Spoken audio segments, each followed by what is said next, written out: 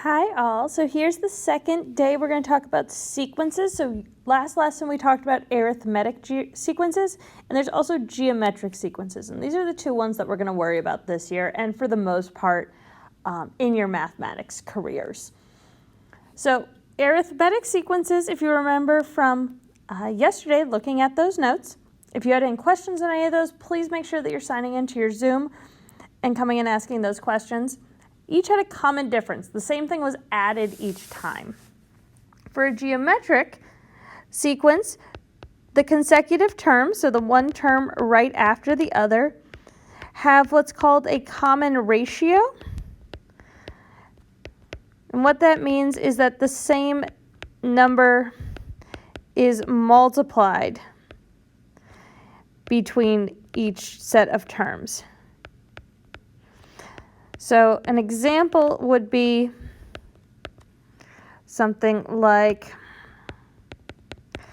3 times 2 is 6, times 2 is 12, times 2 is 24, times 2 is 48, and so on. This is a geometric sequence, and we've got times 2, times 2, times 2, which is the common ratio. So number 5, continuing on from the numbering from the last lesson, determine if the following sequences are geometric. If so, find the common ratio. So the question becomes then times what, times what, times what. We're not looking for an addition problem, we're looking for a multiplication problem. So 8 times what is 4? This would be 1/2. 4 times 2 is also a half, also a half. Fantastic.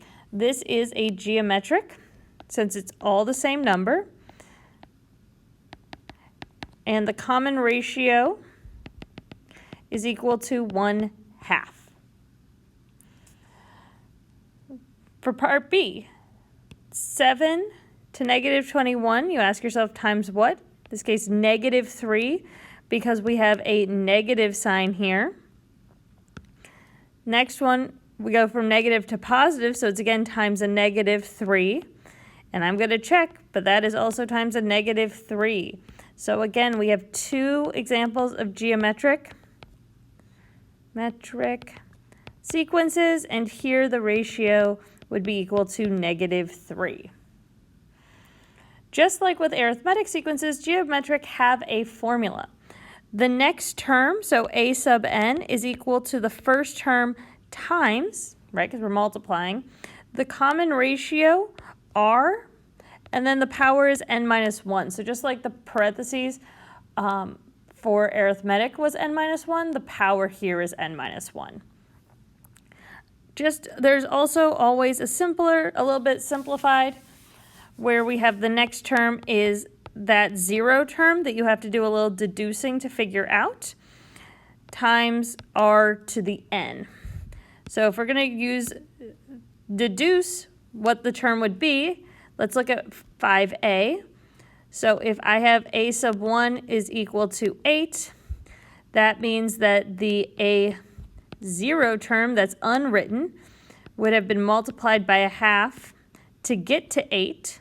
So to figure out what that term would be, I want to reverse that process, and I can figure out that that first term that would be right here would be 16.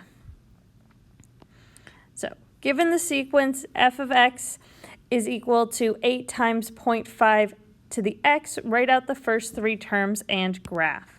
So just similarly, our first term would be 8 times 0.5 to the first, 8 times 0.5 to the second, 8 times 0.5 to the third. So with our x values, 1, x equals 2, x equals 3. So for x equals 1, 8 times 1/2 to the first, we do our exponents first. 0.5 to the first is still 0.5, so this is 8 times 0.5, which is 4. This would be 8 times 0.5 times 0.5, so that would be 4 times 1/2, which is 2. And last is 1. So our points would be here. We've got 1 and then 4. This is not going to be a line. It's not in y equals mx plus b. It's got exponents. There's 1, 4, 2, 2, 3, 1, and then if we wanted to put our y-intercept, that's 8, right? This is our a sub 0. And all exponential functions are going to look like this. And it's important that they never cross the axis. This is one thing that's important about exponential. That's what this means. Exponential function. Don't cross the x-axis. Like that. Just like earlier, we can also do some solving. Given the geometric sequence 0.25, negative 0.5, 1, negative 2, 4, write the sequence for the function for the sequence. Now the first term is 0.25, and then we need to find the common ratio. Here, we're asking what times. It's going from negative to positive, so that's going to be negative. 2 to 4 is 2. Checks out same as these two terms. So then we know our common ratio is negative 2. Using the formula from up here, I'm going to use that first one that says a sub n is equal to a to the first times r to the n minus 1. I will then say a1 is 0.25. times negative 2 to the n minus 1. If I wanted to simplify that, I could. If you're interested, it's in the PDF.